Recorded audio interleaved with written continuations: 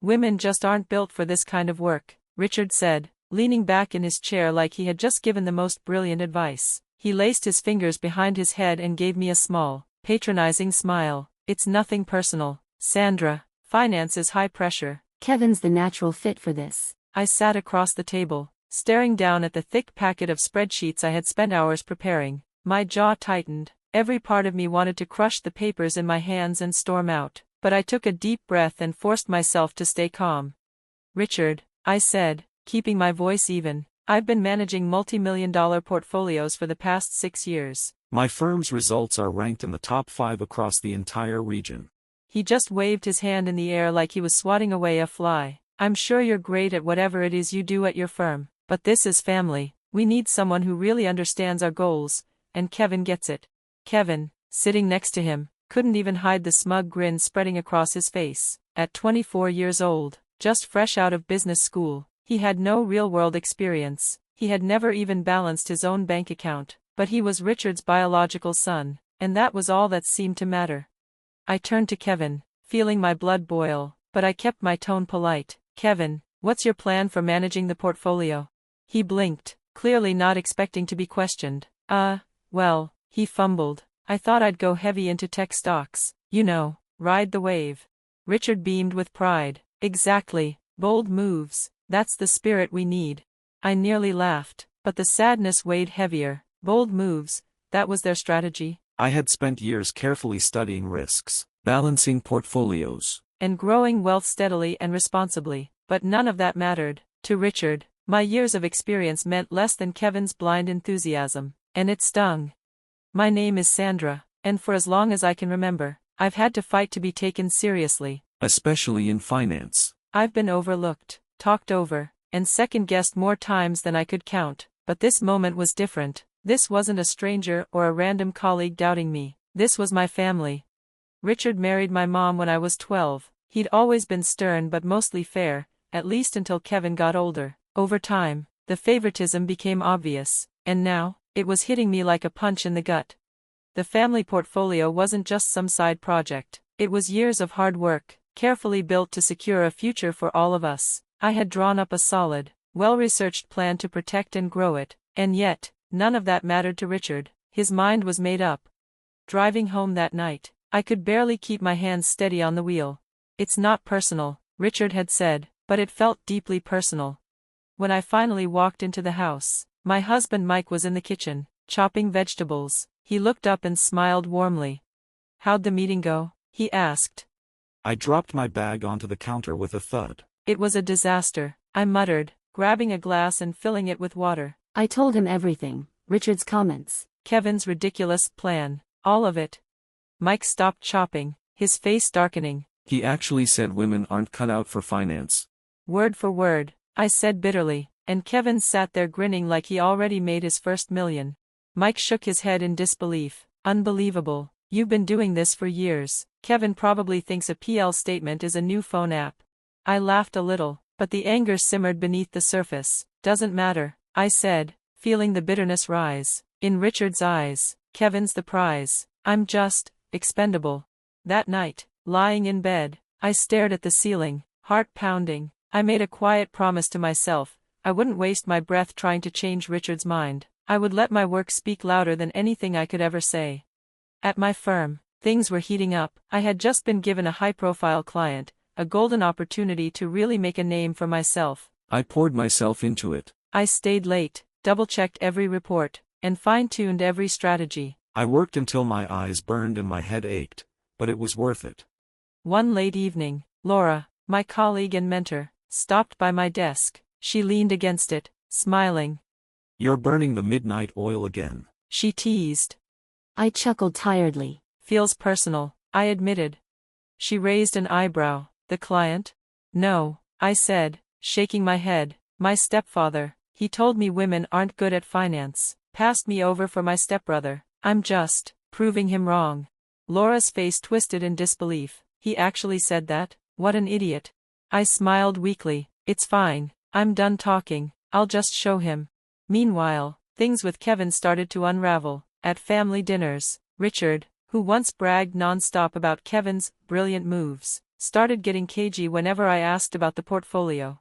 "It's a long-term strategy," he said once, fidgeting in his seat. I smirked. "That's code for, it's not working, isn't it? What's he investing in exactly?" Richard's face flushed with anger. "It's none of your concern. Kevin has it handled." I nodded politely. But inside, I felt a grim satisfaction. I had seen it before, young investors diving headfirst into flashy stocks, ignoring fundamentals, and crashing hard. While Kevin floundered. My firm's portfolio soared. The clients were ecstatic. My strategy didn't just meet expectations, it shattered them. Word spread quickly. Soon, I was invited to present my approach at a big regional finance conference. It was the kind of event that could take my career to the next level. Laura was thrilled when she found out. "This is your shot, Sandra, make it count." The night before the conference, I practiced my speech in front of the mirror. I thought about Richard, about Kevin. A tiny part of me wanted to send them front row tickets, but deep down, I knew this wasn't about them anymore. It was about me, about everything I had worked for. Months passed, and the truth became impossible for anyone to ignore. Kevin's portfolio was bleeding money. Richard, once so proud, barely spoke about it anymore. The updates became vague, and then they stopped altogether. Meanwhile, my success wasn't just steady, it was explosive. The clients kept pouring in. Promotions, opportunities, new leadership roles, they all followed naturally. My name became one that people in the industry started recognizing. And Richard? Well, he never apologized, he never admitted he was wrong.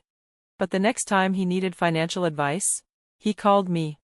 I didn't pick up the phone that day. I had more important things to do.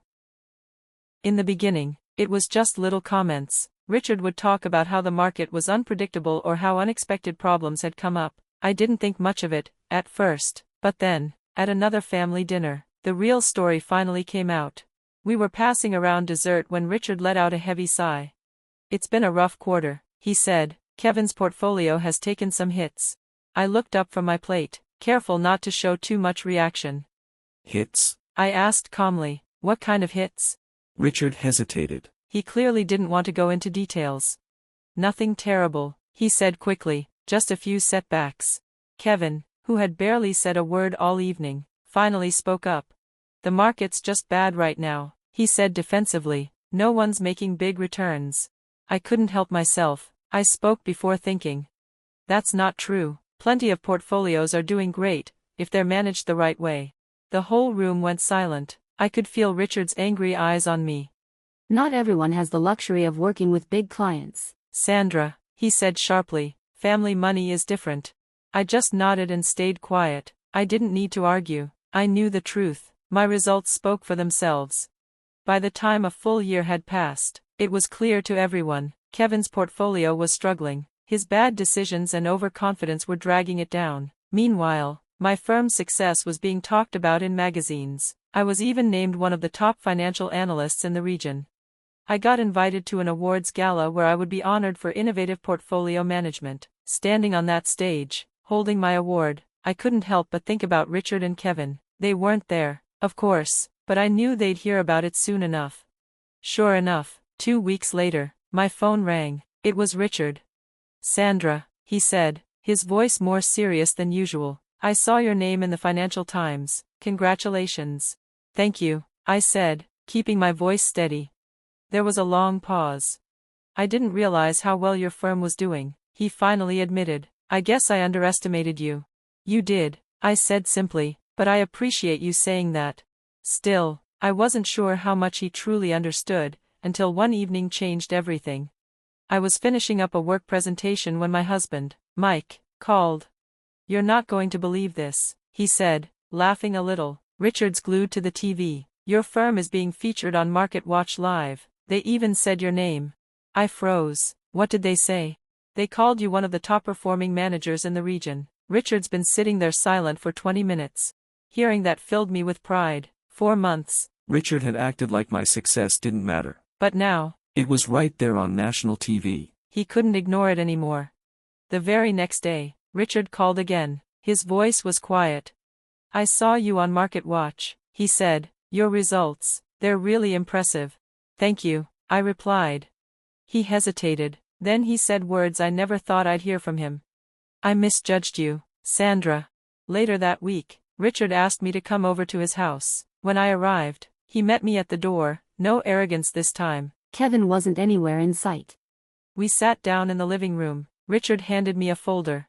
These are the latest numbers from the family portfolio, he said, sounding embarrassed. I thought you should see them.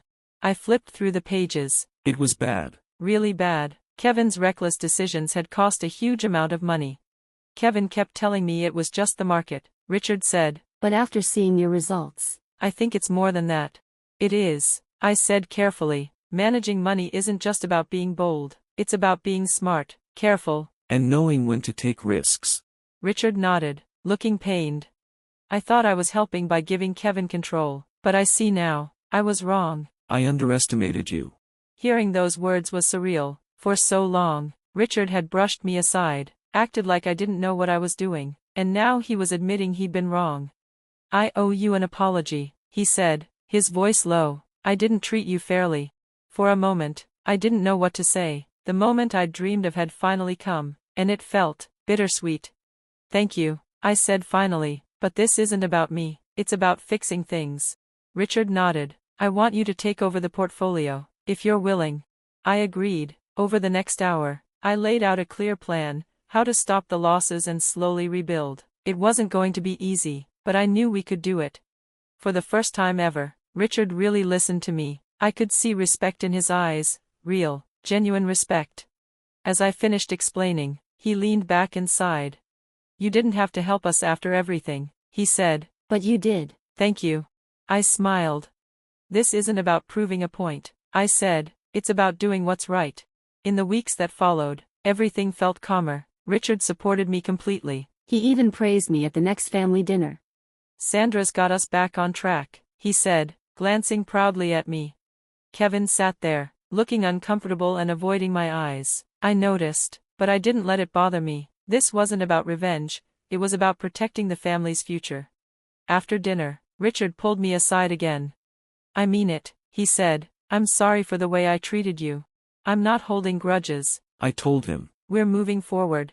Over the next few months, the changes were clear. The portfolio slowly recovered. Every month it got a little better. Richard kept his word. He stayed out of the way, only stepping in to ask good questions or offer quiet encouragement. It wasn't just about professional respect anymore, it was about trust. One night, as we finished reviewing the latest reports, Richard leaned back and smiled. You know, Sandra, he said, I used to think I had all the answers, but I've learned something important. Sometimes the people you underestimate are the ones who surprise you the most. I smiled too. It's never too late to learn, I said. You've done more for this family than I can say, he replied. Thank you. Hearing that gave me a sense of closure I hadn't realized I needed. I wasn't doing this for approval anymore. I knew my own worth, and that was enough. Outside of the family, my career kept growing. New clients, new opportunities, new challenges. The award I had received was just the beginning. At home, my relationship with Richard changed in a way I hadn't thought possible. There was real respect now, real support. It didn't erase the past, but it gave me hope for the future. This journey taught me something important. You can't force people to see your worth. You just have to keep doing the work, quietly and steadily, until the results are impossible to ignore. And when the recognition finally comes, it's not about their apology. It's about knowing deep down that you were always capable, whether they saw it or not. As I left Richard's house that evening, I felt lighter than I had in years. The road ahead was still uncertain, but one thing was clear, I had finally claimed my place. Not just in the family, but in my own life.